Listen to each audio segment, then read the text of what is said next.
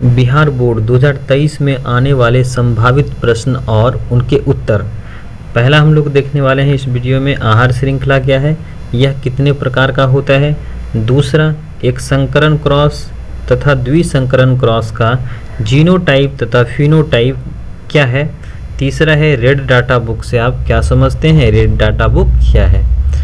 पहला देख लेते हैं हम लोग, आहार श्रृंखला क्या है, यह कितने प्रकार का होता है। तो किसी भी प्राकृतिक समुदाय में पाया जाने वाला जीवधारियों का क्रम जिसके माध्यम से ऊर्जा का स्थानांतरण होता है। पौधों से शुरू होने वाले इस क्रम में प्रत्येक जीव अपने से पहले जीव पर भोजन या ऊर्जा के लिए निर्भर होते हैं।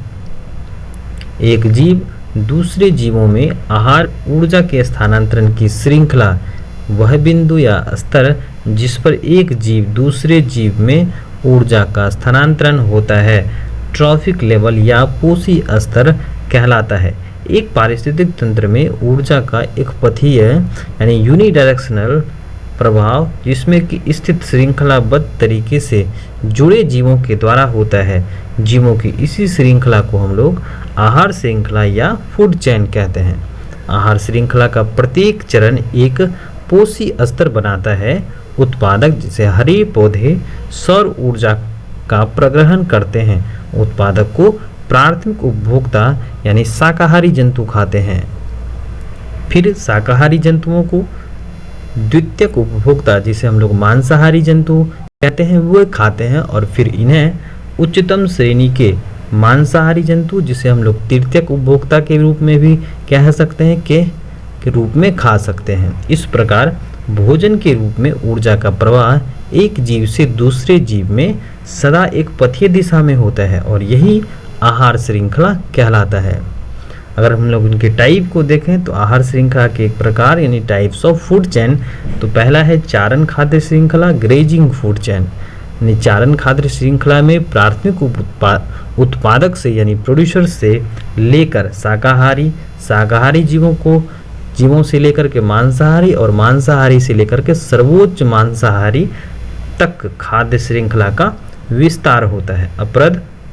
अपर्दन खाद्य श्रृंखला यानी डेट्राइटस फूड चेन।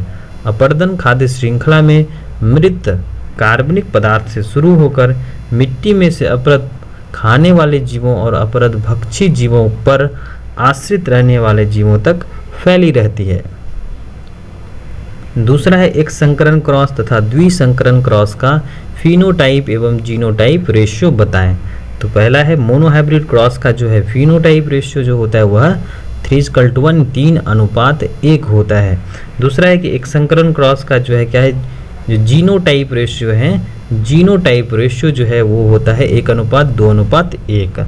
उसके बाद द्विसंकरण क्रॉस का जो है फिनोटाइपिक रेशियो जो है वह 9:3:3:1 होता है।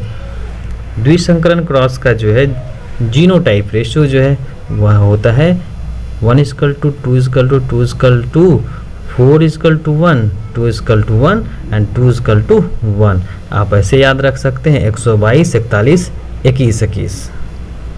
उसके बाद रेड डाटा बुक क्या है। पृथ्वी पर पशु पक्षियों जीव जंतुओं की संख्या का रिकॉर्ड रखने की संस्था को हम लोग रेड डाटा बुक कहते हैं। इसे IUCN जारी करती है। IUCN का पूरा नाम होता है international union of conservation nature.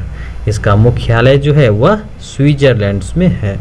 Red data book एक ऐसा रिकॉर्ड रखता है जो विलुप्त पशु पक्षी जीव जंतु इस पृथ्वी पर अरबों साल या अरबों वर्ष पहले थे उनका एक निश्चित डाटा लिखकर रखता है। और यह पशु सबसे पहले किस स्थान पर किस देश में देखा गया या अंतिम बार इसे कहाँ देखा गया, यह सारी जानकारी रेड डाटा बुक में लिखित रूप से उपलब्ध रहती है।